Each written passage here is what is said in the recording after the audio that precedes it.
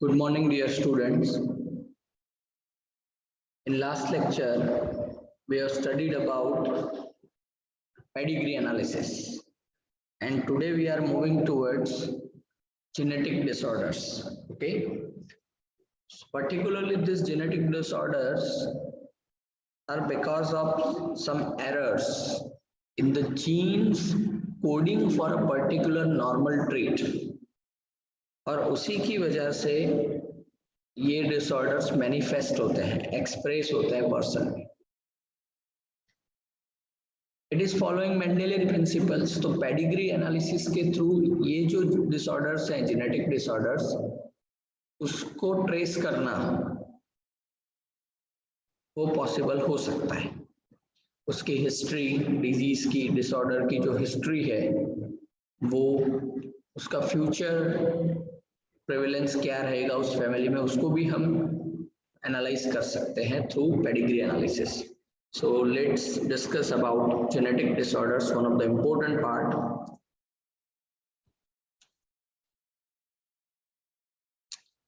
So what are genetic disorders?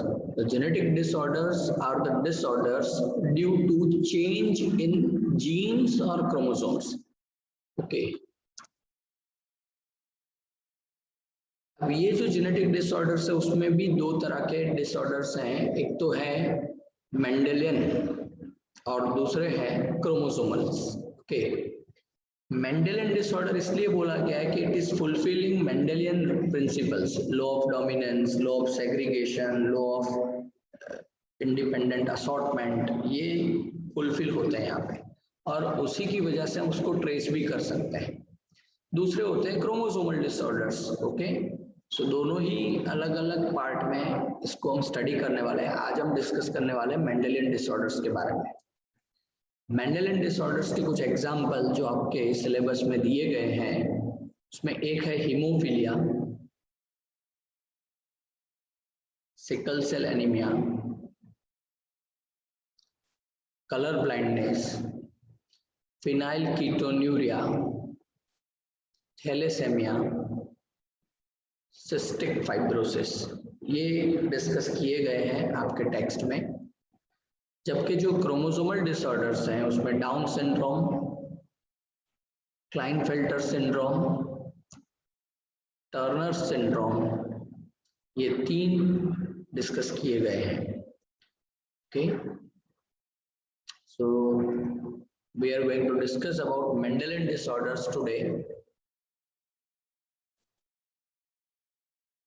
So Mendelian disorders are caused by alteration or mutation in the single gene only.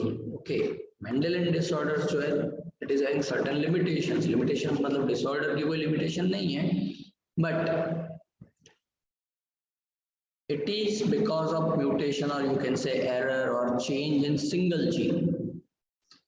Example already last slide में है, वही example यहाँ पे भी दिए गए हैं. The pattern of inheritance of Mendelian disorders can be traced in a family by pedigree analysis. अभी मैंने आपको यही बताया कि जो Mendelian disorders है उसको आप ट्रेस कर सकते हैं using pedigree analysis.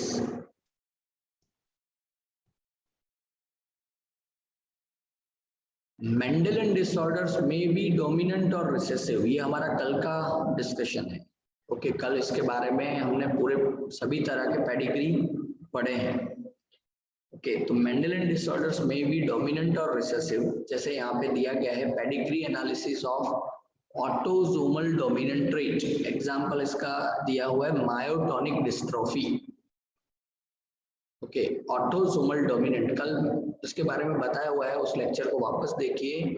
Autosomal dominant trait को अगर ट्रेस कैसे करना है तो उसके की पॉइंट्स मैंने आपको बताए थे. Autosomal dominant trait.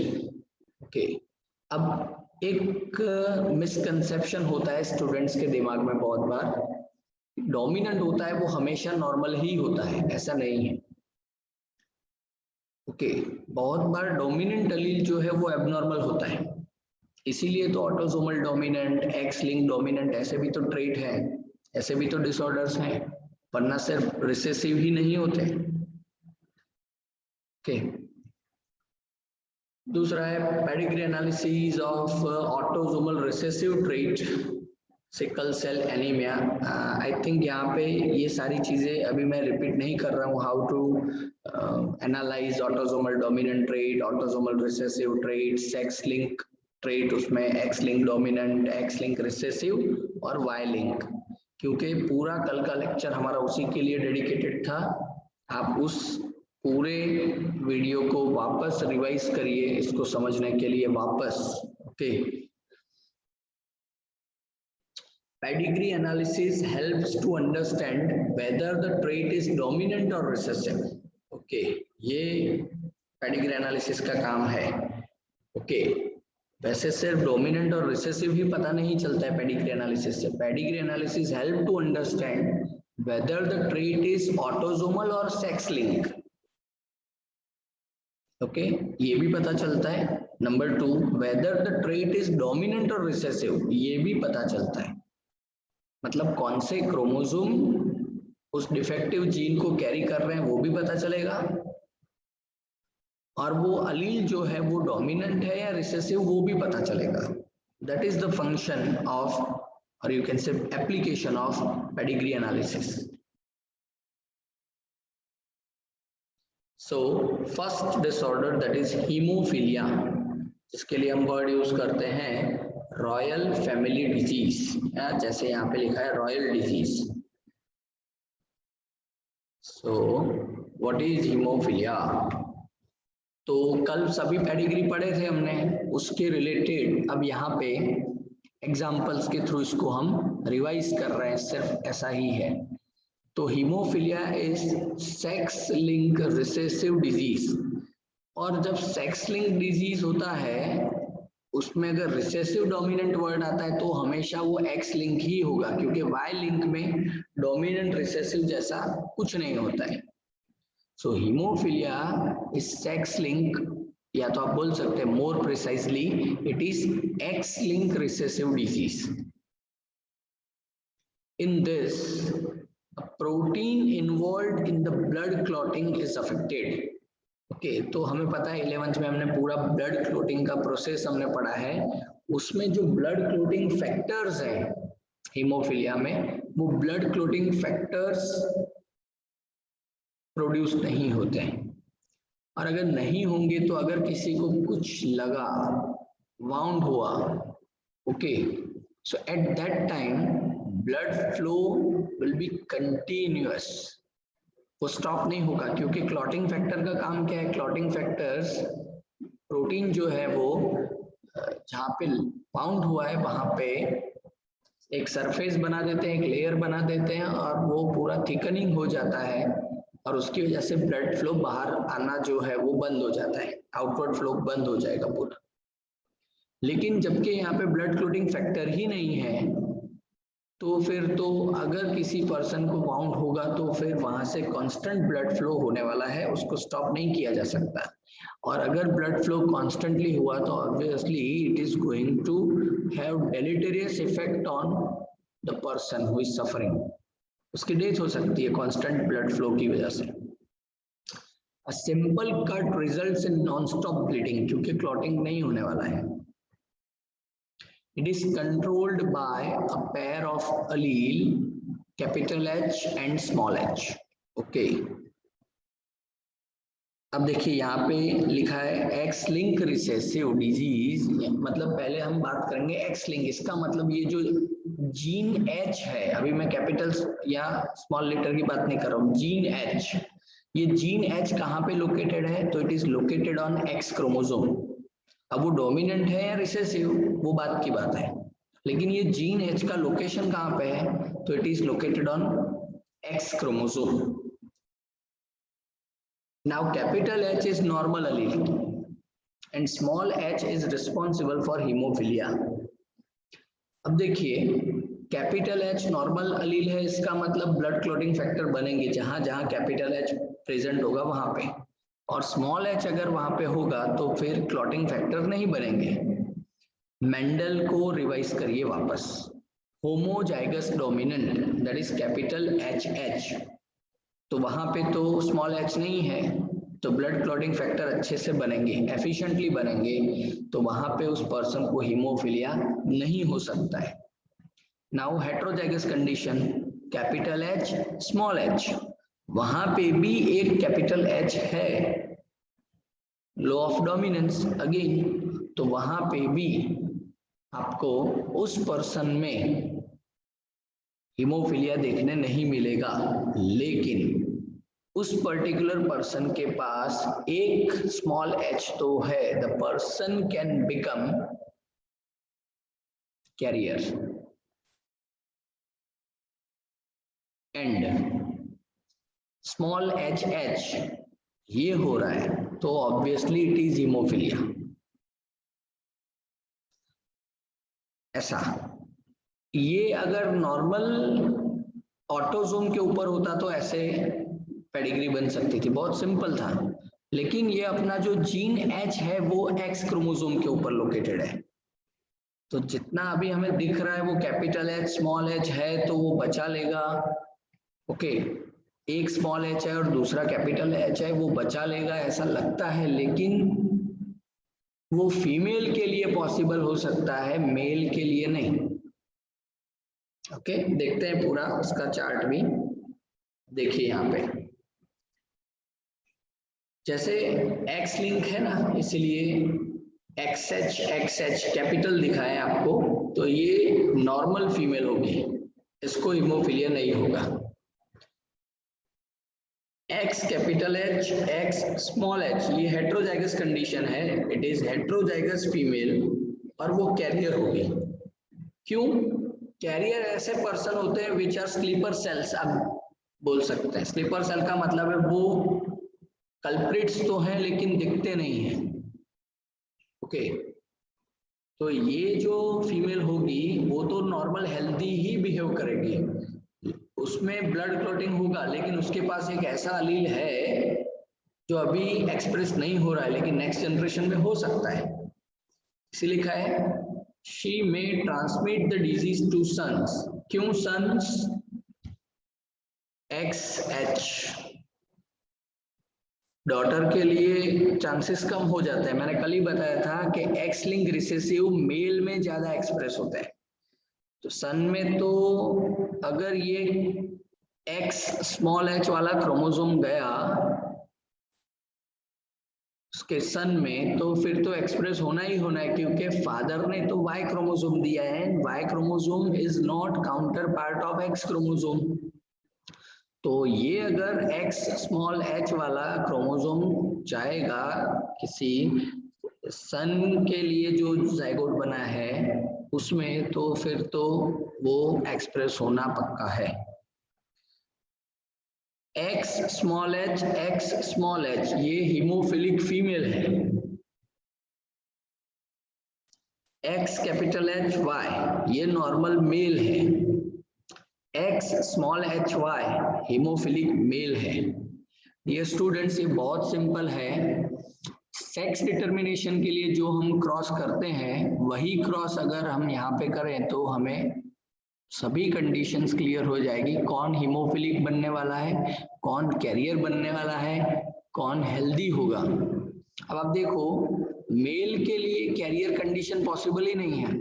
देखो यहाँ पे एक ऐसा मेल है जिसके पास एक ही स्मॉल एच वाला एक्स क्रोमोसोम है, फिर भी वो हीमोफिलिक है, क्योंकि दूसरा एक्स क्रोमोसोम उसके पास नहीं होता है, दूसरा तो वाई क्रोमोसोम होता है, तो मेल कभी यहाँ पे कैरियर नहीं बन सकता, फीमेल कैन बिकम कैरियर। आप देखो ये हेट्रोजाइगस फीमेल है, वो कैरियर बन सकती है। ओके, तो हेट्रोजाइगस फीमेल जो यहाँ पे होगी वो एक बहुत बड़ा डेंजर पॉइंट है, वो पता भी नहीं चलेगा और उसके सन को वो हीमोफिलिक कर देगी। तो इसीलिए एक्स लिंक रिसेसिव डिजीज जो होते हैं वो मेल में ज्यादा देखने मिलते हैं कंपेयर टू फीमेल। तो सेक्स डिटर्मिनेशन का अगर आप एक्स एक्स एक्स वाई वाला क्रॉस करोगे और उसमें ये कैपिटल एच और स्मॉल एच के अलग अलग जो वैल्यूज है उसको आप रखोगे, तो ऐसे बहुत सारे पॉसिबिलिटीज आपको पता चल सकते हैं। In females, hemophilia is very rare because it happens only when mother is at least carrier and father hemophilic, which is unviable in the later stage of life. Female में हीमोफीलिया रेयर होता है, ऐसा क्यों? Because female haemophilic होने के लिए एक तो उस फीमेल की जो मदर है वो एटलीस्ट कैरियर होनी चाहिए, क्योंकि दोनों तरफ से एक्स क्रोमोसोम चाहिए फीमेल बनने के लिए, गर्ल चाइल्ड होने के लिए।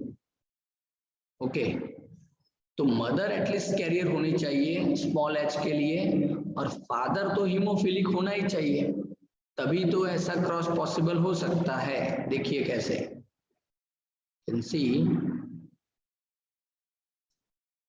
X H X small H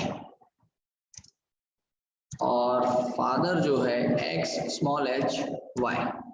अब इस क्रॉस का रिजल्ट क्या हो सकता है? तो X H X small H एक ऐसा प्रोडक्ट बनेगा, दूसरा एक्स कैपिटल एच वाई,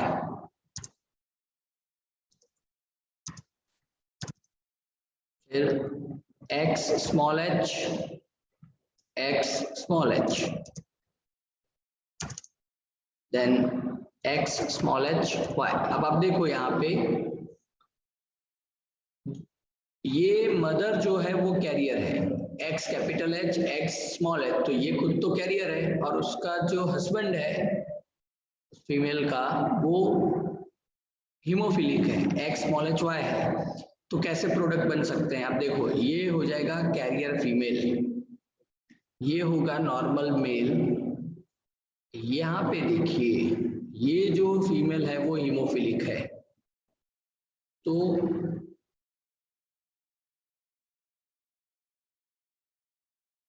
ये फीमेल वो हीमोफिलिक तब हो सकती है जब उसके फादर और मदर में ये कंडीशन हो कि मदर एटलीस्ट कैरियर हो, एटलीस्ट, और फादर जो है वो तो हीमोफिलिक चाहिए ही चाहिए, तभी ऐसा गर्ल चाइल्ड प्रोड्यूस हो सकता है। और वो रेयर क्यों है?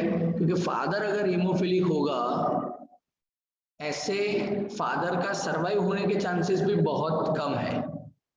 रिप्रोडक्टिव एज में पहुंचने से पहले ही ऐसा मेल जो है उसकी ज्यादातर केसेस में डेथ हो जाती है because of failure in blood clotting.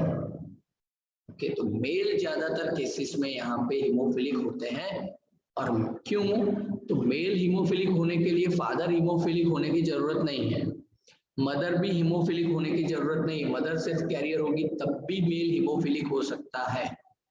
क्योंकि आप देख सकते हैं अगर यहाँ पे एक्स स्मॉल एच वाई है तो यहाँ पे फादर का कंट्रीब्यूशन तो वाई ही है, कैरियर मदर ने ही एक्स स्मॉल एच दिया हुआ है यहाँ पे। तो डियर स्टूडेंट्स, इस तरह से पेडिग्री सॉल्व किए जाते हैं। क्वीन विक्टोरिया का कल भी हमने डिस्कस किया था, was a carrier of haemophilia, so her family pedigree shows many haemophilic descendants. जो उसका पूरा फैमिली चार्ट है, कल डिस्कस किया था ऑलरेडी हमने डिटेल में। चलिए, कलर ब्लाइंडनेस। कलर ब्लाइंडनेस भी सेक्स लिंक रिसेसिव है। अब डियर स्टूडेंट्स, बार बार मैं बता रहा हूं, जहां सेक्स लिंक रिसेसिव बोला है by default it is X link. Okay, जो सेक्स लिंक रिसेसिव है या सेक्स लिंक डोमिनेंट है वो X लिंक ही है। सबसे पहले उसके बारे में डिस्कस करें। ये जो डायग्राम है वो आप देखिए ठीक से और वेरी क्विकली बताइए इसमें कौन सा नंबर लिखा हुआ है। अगर आप इस नंबर को आइडेंटिफाई कर सकते हैं then your vision is normal, और अगर आप इसको इस नंबर को ठीक से पहचान नहीं पा रहे हैं, okay, then you might be suffering from colour blindness. Okay, ये चांसेस हो सकते हैं। दिस इज एक्सरसाइज और यू कैन से एक सिंपल सा विजन एनालिसिस है, ऑप्थेल्मोलॉजिस्ट जो करते हैं to check whether the person is color blind or not. So it is X-linked recessive disorder due to defect in either red or green cones of eye, ये हमें पता है 3 तरह के RGB, 3 तरह के कॉन्स होते हैं, लास्ट ईयर हमने स्टडी किया था। Okay, it results in failure to discriminate between the red and green colour, red और जो ग्रीन कलर है उसको डिस्क्रिमिनेट करने में प्रॉब्लम हो रहा है। ओके, जैसे ये नॉर्मल विजन है, उसमें ये कैप जो है पैरेट ग्रीन है, ये येलो कलर का टी शर्ट है, और ये शूज जो है उसका कैनवास जो है वो रेड कलर का है। अगर कोई पर्सन कलर ब्लाइंड होगा तो ग्रीन कलर का जो मिक्सिंग यहाँ पे हो रहा है वो एलिमिनेट हो रहा है। ग्रीन कलर के लिए ये कलर ब्लाइंड है, ग्रीन और रेड के लिए। तो ये कैप उसको येलो शेड का दिखेगा, टी शर्ट तो येलो था तो येलो ही दिखेगा क्योंकि उसमें कोई प्रॉब्लम नहीं है, और ये शूज जो है वो रेड की जगह पे येलो कलर के दिखेंगे। Okay, it is due to mutation in some genes in X chromosome. Okay, it occurs in 8% of the males and only 0.4% of females. This is due to the genes are X-linked. तो haemophilia का जो cross है ना, वही cross यहाँ पे implement होता है। देखो बहुत बार स्टूडेंट सब मगअप करते हैं, हीमोफीलिया का क्रॉस मगअप करो, कलर ब्लाइंडनेस का क्रॉस मगअप करो, कुछ करने की जरूरत नहीं है। आपको सिर्फ सेक्स डिटर्मिनेशन का क्रॉस है उसी को याद रखना है, और ये याद रखना है कि हीमोफीलिया रिसेसिव है या डोमिनेंट, कलर ब्लाइंडनेस रिसेसिव है या डोमिनेंट। बस एक्स क्रोमोसोम के साथ उसको फॉलो कराइए, उस डिफेक्टिव रिसेसिव जीन को, अलील को। ओके, तो एक्स लिंक रिसेसिव है तो इसीलिए मेल में आप देखो 8% प्रेवलेंस है उसका, और फीमेल में आप देखो 0.4% है, because it is x link, और उसमें भी recessive, not only x link, लेकिन एक्स लिंक रिसेसिव होने की वजह से मेल में ये प्रॉब्लम ज्यादा है कलर ब्लाइंडनेस का।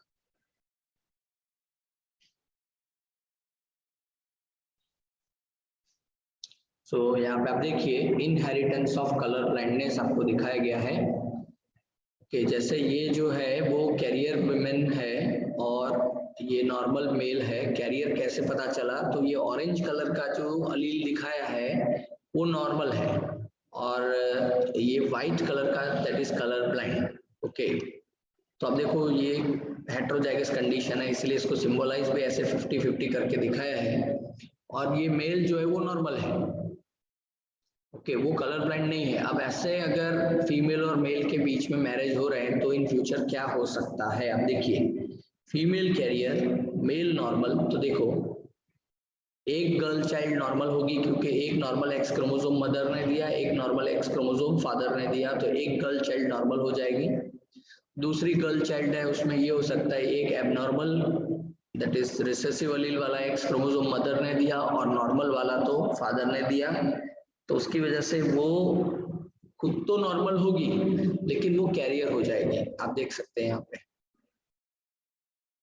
फिर आप देखिए एक नॉर्मल एक्स क्रोमोसोम और दूसरा वाई क्रोमोसोम, तो ये मेल जो है वो नॉर्मल हो जाएगा। दूसरा abnormal X chromosome colour blind allele वाला और वाई क्रोमोसोम, तो ये मेल जो हो जाएगा आपका कलर ब्लाइंड। तो आप देख सकते हैं ओवरऑल 4 प्रोजनी हुए, मदर सिर्फ जो है वो कैरियर थी, फादर नॉर्मल था, तो 4 पॉसिबिलिटीज में से आप देखिए 50% of the son, 50% of the son, son कितने हैं 2, उसमें से एक affected, 50% of the girls career.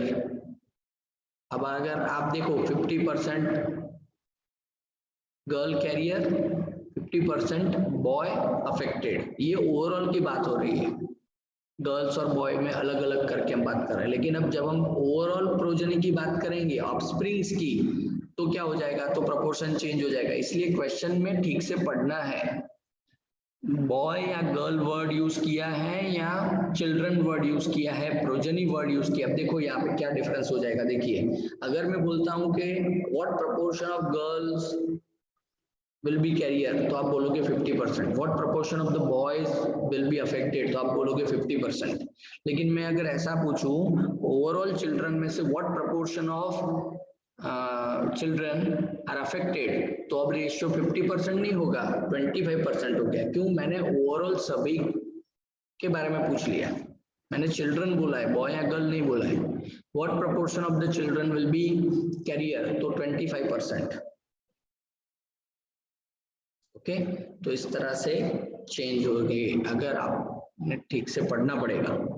दूसरा क्रॉस भी यहाँ पे आप दिखाया है, देखिए कैरियर वुमेन और कलर ब्लाइंड मेल के बीच में अगर मैरिज हो रहे हैं तो क्या, तो देखो कितना सारा प्रेवलेंस हो रहा है। एक गर्ल चाइल्ड कैरियर होगी, क्रॉस आप कर सकते हैं यहाँ से।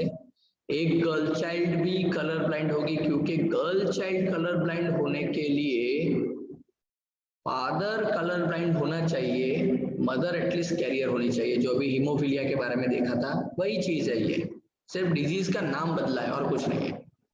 मेल एक नॉर्मल और एक कलर ब्लाइंड मेल, तो देखिए सिर्फ एक ही ऐसा चाइल्ड हो सकता है यहाँ पे, मेल चाइल्ड जो नॉर्मल 100% हेल्दी आप बोल सकते हो, जो कैरियर भी नहीं है ऐसा। 50% ऑफ टोटल प्रोजनी अफेक्टेड हो सकती है यहाँ पे, एक गर्ल और एक boy, right. So normal allele is dominant, that is capital C, and recessive allele is small c, which is causes the color blindness. The son of the heterozygous woman, that is carrier capital C, X capital C, X small c, has 50% chance of being colorblind. Okay, 50% chance यहाँ पे आ गया, सन की बात की इसलिए। A daughter will be colorblind only when her mother is at least a carrier, ये वाला cross, and her father is colorblind, दोनों में X small c होना चाहिए, तब गर्ल चाइल्ड अफेक्टेड हो सकती है। Now the third disease, that is sickle cell anemia. बस कंसेप्ट यही है सभी में, सिर्फ डिजीज के नाम बदल रहे हैं। अब देखो वो दो जो हमने पढ़े अभी तक वो एक्स लिंक रिसेसिव थे, and this is autosome link recessive या ऑटोजोमल रिसेसिव भी आप इसको बोल सकते हैं। एक्स लिंक रिसेसिव में हमें क्लियर जेंडर बायस दिखता है, मेल में ज्यादा होता है, फीमेल में कम होता है।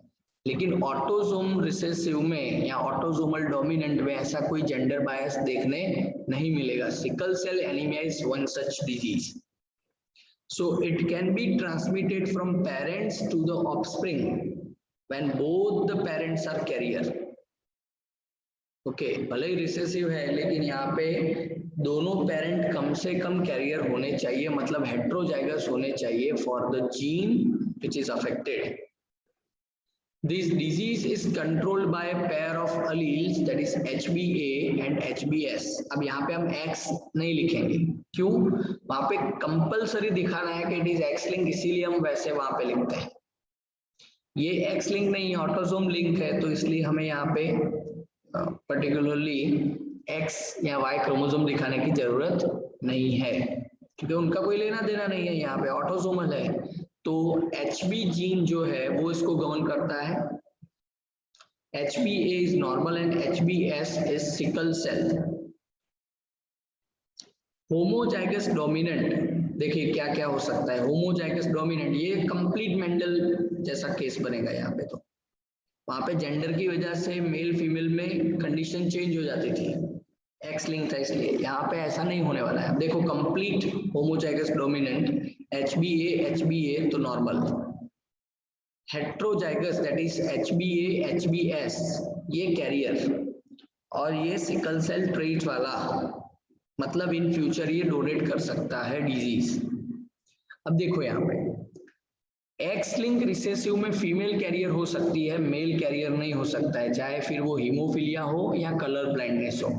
लेकिन सिकल सेल एनीमिया में दोनों ही कैरियर हो सकते हैं, मेल भी कैरियर हो सकता है, फीमेल भी कैरियर हो सकता है। ओके, और अगर थर्ड वन जो है homozygous recessive that is HBS HBS, तो ये अफेक्टेड इंडिविजुअल हैं। यहाँ पे क्या होता है, तो the defect is caused by substitution of, ये पूछा जाता है क्वेश्चन बहुत बार नीट में भी और बोर्ड में भी, substitution of glutamic acid, which is amino acid, by valine amino acid at the 6th position of beta globin chain of hemoglobin. Last year हमने हीमोग्लोबिन के बारे में पढ़ा है। हीमोग्लोबिन एक क्वाटरनरी प्रोटीन है, 2 अल्फा चेन है उसमें और 2 बीटा चेन है। उसमें पर्टिकुलरली जो बीटा ग्लोबिन चेन है हीमोग्लोबिन की, उसमें पूरा जो प्रोटीन का स्ट्रक्चर है उसमें 6th पोजीशन पे नॉर्मली ग्लूटामिक एसिड होता है, लेकिन ग्लूटामिक एसिड की जगह पे वहां पे अगर 6th पोजीशन पे वेलाइन प्रोड्यूस हो जाता है तब सिकल सेल एनीमिया होता है। ऐसा कैसे होगा कि ग्लूटामिक एसिड की जगह पे वेलाइन आ जाए? तो हमने म्यूटेशंस के बारे में पढ़ा, तो यहाँ पे एक पॉइंट म्यूटेशन होता है। पॉइंट म्यूटेशन याद करिए।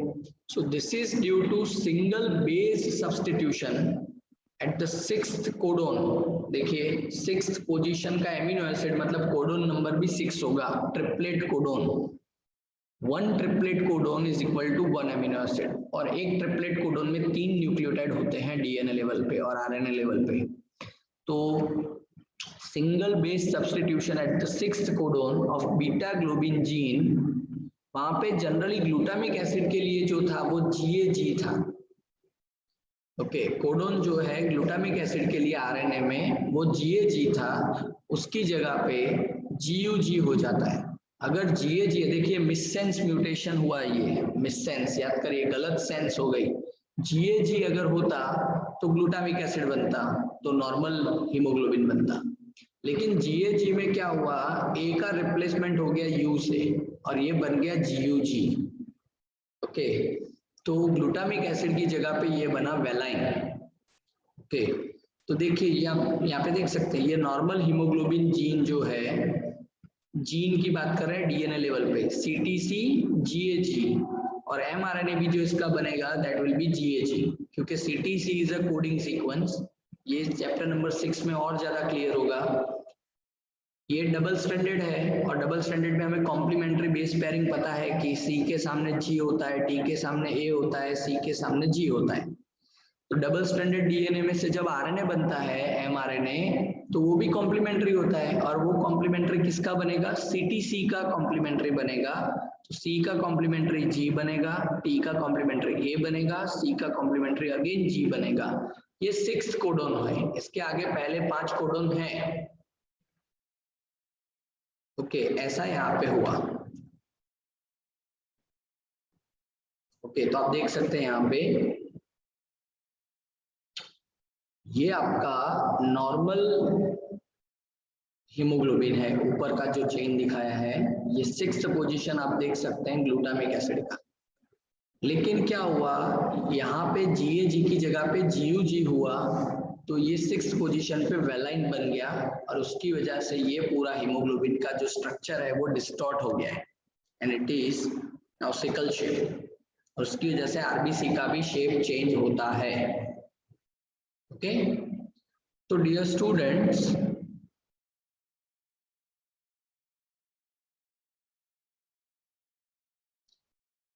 ट्रिपलेट कोडोन की हम बात करते हैं तो यहाँ से क्वेश्चन आता है बहुत बार इस तरह से भी। ये तो पूछते ही हैं कि GAG का GUG हुआ, इसलिए ग्लूटामिक एसिड की जगह पे वेलाइन बना, कौन से पोजीशन पे, तो 6th पोजीशन का एमिनो एसिड चेंज हुआ।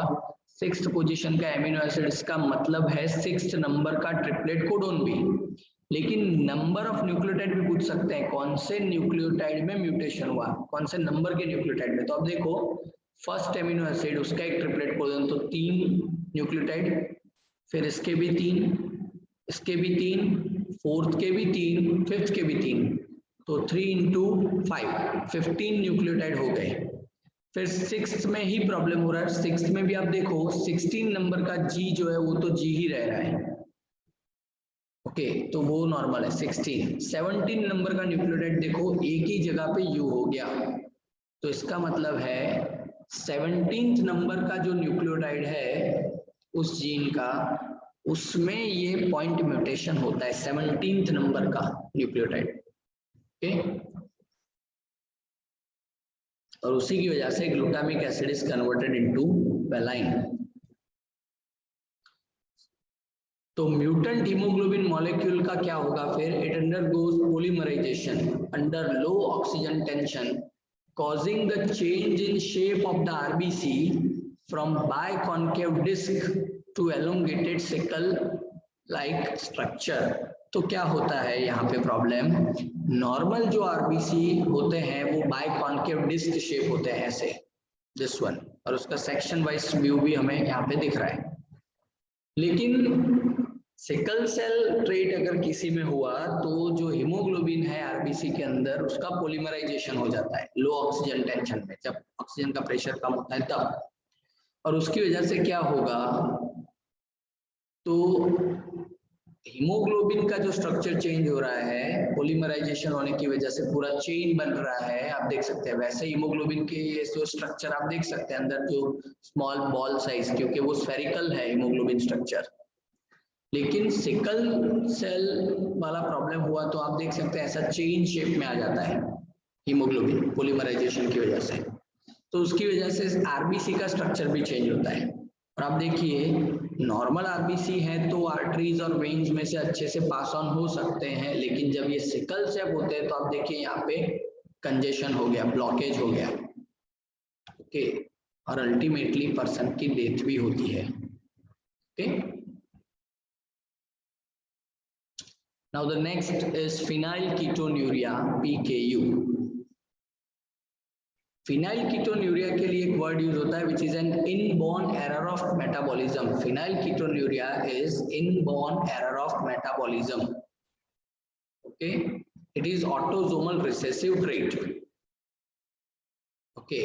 इसके आगे सिकल सेल एनीमिया भी ऑटोसोमल रिसेसिव था, फिनाइलकीटोन्यूरिया भी ऑटोसोमल रिसेसिव है, और इसके लिए एक अलग वर्ड आया that is inborn error of metabolism. किसमें एरर हो रही है, मेटाबॉलिज्म में, मेटाबॉलिक पाथवे के रिलेटेड जेनेटिक डिसऑर्डर है ये। इसके आगे कोई भी ऐसा नहीं आया डिजीज अभी तक जो मेटाबॉलिज्म में कोई डिफेक्ट हो रही है, ओके। और ये कैसा है, इनबॉर्न मतलब बाय बर्थ, बाय बर्थ आपको ये देखने मिलेगा। Obviously genetic disorder by birth ही होते हैं, लेकिन बहुत बार ऐसा होता है ना, metabolic disorders are lifestyle dependent, ज्यादातर ऐसे होते हैं, इसलिए यहाँ पे मेंशन करना पड़ रहा है कि it is inborn error, okay, and it is autosomal recessive trait. Now it is due to mutation in the gene that codes for the enzyme phenylalanine hydroxylase। phenylalanine hydroxylase PAH करके जो enzyme है, okay, hydroxylase phenylalanine, उसके जीन में defect होती है। अब ये एक्चुअली फिनाइलएलानिन हाइड्रोक्सिलेज एंजाइम का काम क्या है, पहले तो वो देखते हैं। So this enzyme converts an amino acid phenylalanine into tyrosine, okay. तो फिनाइलएलानिन हाइड्रोक्सिलेज क्या करता है, फिनाइलएलानिन जो एमिनो एसिड है उसका कन्वर्जन एक और एमिनो एसिड में करके देता है दैट इज टायरोसिन। लेकिन जब ये एंजाइम प्रोड्यूस नहीं होगा तब क्या, अब देखिए नॉर्मल पर्सन में क्या होता है, तो डाइट में हम जो भी प्रोटीन ले रहे हैं उस प्रोटीन का जब हम डाइजेशन करेंगे, प्रोटीज एंजाइम वगैरह स्टमक में उसका डाइजेशन करेंगे तो एमिनो एसिड सेपरेट होंगे, उसमें एक एमिनो एसिड फिनाइलएलानिन भी होगा। अब ये फिनाइलएलानिन का क्या होता है, तो फिनाइलएलानिन हाइड्रोक्सिलेज जो एंजाइम है वो फिनाइलएलानिन को टायरोसिन में कन्वर्ट करके देता है, और फिर टायरोसिन जो है उसमें से अलग अलग प्रोडक्ट बनते हैं, मेलानिन बनता है, दूसरे प्रोटीन बनते हैं, डोपामाइन करके एक न्यूरोट्रांसमीटर है वो भी बनता है, ये नॉर्मल पर्सन में होता है। The affected individual lacks this enzyme, okay, जो पर्सन अफेक्टेड है फिनाइलकीटोन्यूरिया से, पीकेयू से, उसमें ये एंजाइम प्रोड्यूस होने वाला नहीं है क्योंकि उसका जीन इतना अफेक्टेड हो चुका है। तो क्या होगा, as a result of that phenylalanine amino acid जो है it accumulates and converts into phenyl pyruvic acid and other derivatives। तो PKU पेशेंट में क्या होगा, सेम डाइटरी प्रोटीन्स उसने अपने डाइट में लिए हैं, मतलब प्रोटीन रिच डाइट जो भी उसने खाया है उसमें से डाइजेशन होने के बाद फिनाइलएलानिन भी एक एमिनो एसिड बनेगा।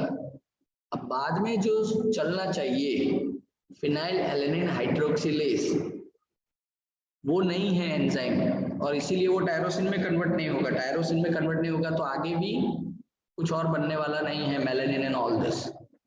तो यहाँ पे फिनाइलएलानिन जो है उसका कन्वर्जन हो जाएगा फिनाइल पायरुविक एसिड में। ये पूछा जाता है कि क्या बनता है, और फिनाइल पायरुविक एसिड में जब कन्वर्जन होता है तो क्या होगा। So phenyl pyruvic acid and other derivatives accumulates in brain resulting in mental retardation। देखिए इस टॉपिक को पहले भी एक बार हम पढ़ चुके हैं फॉर प्लियोट्रोपिज्म।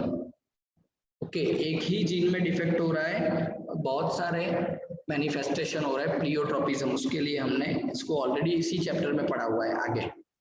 सो ब्रेन के जो सेल्स हैं उसमें फिनाइल पायरुविक एसिड का एक्यूमुलेशन होगा और उसकी वजह से पर्सन जो है उसका आईक्यू कम होता जाएगा, mentally retarded. These are also excreted through urine because of poor absorption of kidney। Kidney इसको ठीक से एब्जॉर्ब भी नहीं कर पाता है, तो यूरिन में भी एक्सक्रीट आउट होता रहता है। देखिए फिनाइल कीटोन्यूरिया जो है which is autosomal recessive trait, उसका ट्रांसमिशन कैसे होता है। अब देखिए यहाँ पे अनअफेक्टेड कैरियर फादर है कैपिटल आर स्मॉल आर, और यहाँ पे भी अनअफेक्टेड कैरियर मदर है कैपिटल आर स्मॉल आर। तो ये दोनों कैरियर हैं, दोनों के पास एक एक कैपिटल आर है, तो इनको तो फिनाइल कीटोन्यूरिया होने वाला नहीं है, लेकिन इनके ऑफस्प्रिंग में ये चांसेस हो सकते हैं। कैसे, तो क्रॉस करिए, वही सेम मेंडेलियन प्रिंसिपल्स। ओके, पूरा चैप्टर 2-3 कंसेप्ट के ऊपर है। अगर मगअप नहीं करोगे अच्छे से, सभी कंसेप्ट को समझोगे, तो एक ही फ्लो में पूरा चैप्टर आप पढ़ सकते हैं। कैपिटल आर आर, तो ये हेल्दी हो गया। ओके, इसकी नेक्स्ट जनरेशन में भी ये फिनाइल कीटोन्यूरिया वाला एलील नहीं जाएगा। कैपिटल आर स्मॉल आर वाले हमें 2 मिलते हैं, हमें पता है जीनोटाइपिक रेशियो, तो ये क्या है, कैरियर, ये अपने नेक्स्ट जनरेशन को डिजीज दे सकते हैं। ओके, और ये जो है स्मॉल आर आर रिसेसिव, ये अफेक्टेड हो जाएगा, इसको फिनाइल कीटोन्यूरिया होगा पक्का। ऐसा ही एक और डिसऑर्डर है that is thalassaemia, and it is prevailed in our region। Okay, India में पर्टिकुलरली जो वेस्टर्न एरिया है इंडिया का, पंजाब, राजस्थान एंड गुजरात, और गुजरात में भी north Gujarat and Saurashtra region, वहाँ पे थैलेसेमिया ज़्यादा प्रिवेल करता है। ओके, क्योंकि ये जो पूरे कॉमन एंसेस्टर्स इस रीजन के जो वहाँ पे है, इसीलिए thalassaemia it is autosomal recessive, मतलब autosome link recessive blood disease. Same वही पैटर्न रहेगा जो फिनाइल कीटोन्यूरिया और सिकल सेल एनीमिया का है, वही यहाँ पे रहने वाला है। It is transmitted from unaffected carrier that is heterozygous parent to the offspring. It is due to mutation और डिलीशन।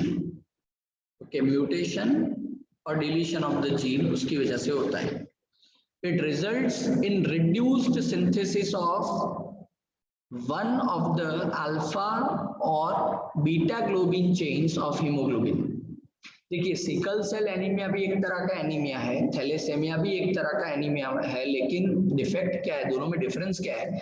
सिकल सेल एनीमिया में पूरा हीमोग्लोबिन का स्ट्रक्चर पूरा बनता है, लेकिन उसमें जो बीटा ग्लोबिन चेन है, देखिए किसी भी हीमोग्लोबिन में 2 अल्फा चेन होते हैं, 2 बीटा चेन होते हैं। उसमें जो बीटा चेन है सिकल सेल एनीमिया में, उसमें 6 नंबर का एमिनो एसिड ही चेंज हुआ है, दैट इज ग्लूटामिक एसिड की जगह पे वेलाइन। यहाँ पे क्या हो रहा है प्रॉब्लम, आप देखिए अल्फा या बीटा ग्लोबिन चेन जो है वही पूरा का पूरा सिंथेसाइज नहीं हो रहा है। ओके, वहां पे ऐसा नहीं था, सिकल सेल एनीमिया में तो पूरा सिंथेसाइज हो रहा है, यहाँ पे तो सिंथेसाइज ही नहीं हो रहा है, या तो अल्फा चेन या beta chain, and because of that it forms abnormal haemoglobin and it causes anaemia. Anaemia तो यहाँ पे होगा, ओके, जैसे सिकल सेल में होता है। Thalassaemia is a quantitative problem, that is synthesis of the few globin molecules. Thalassaemia में क्या हो रहा है, हीमोग्लोबिन कम बन रहा है, इसलिए वो क्वांटिटेटिव प्रॉब्लम है। और सिकल सेल एनीमिया में क्या होता है, it is not quantitative, haemoglobin तो जितना बनना चाहिए उतना ही बन रहा है, लेकिन ठीक नहीं बन रहा है, प्रॉब्लम वाला बन रहा है, डिफेक्टिव बन रहा है। इसलिए sickle cell anaemia is a qualitative problem, synthesis of an incorrectly functioning globin. तो ये जस्टिफिकेशन पूछा जाता है, justify that thalassaemia is quantitative problem whereas the sickle cell anemia is qualitative problem. तो यही चीज आपको समझानी है, रीजन बताना है दोनों के, थैलेसेमिया क्यों होता है कॉज बताना है दोनों के, और सिकल सेल एनीमिया क्यों होता है, दोनों कॉज अगर आप बता देते हैं तो आपका आंसर जस्टिफाई हो जाएगा। So based on the chain affected, thalassemia is of two types. Alpha thalassaemia भी हो सकता है, बीटा थैलेसेमिया भी हो सकता है। सबसे पहले हम बात करेंगे अल्फा थैलेसेमिया की। देखिए मैंने आपको बताया अभी हीमोग्लोबिन जो है वो क्वाटरनरी प्रोटीन है, उसमें 2 अल्फा चेन है 2 बीटा चेन है। आप देख सकते हैं ये अल्फा चेन है रेड वन, और ये पर्पल वन भी अल्फा चेन है। ये जो मैजेंटा कलर है वो बीटा चेन है, और ये ग्रीन भी बीटा चेन है, 2 अल्फा 2 बीटा चेन। ये एक नॉर्मल स्ट्रक्चर है हीमोग्लोबिन का। अब अल्फा थैलेसेमिया कैसे होता है उसके बारे में डिस्कस करते हैं। So here production of alpha globin chain is affected.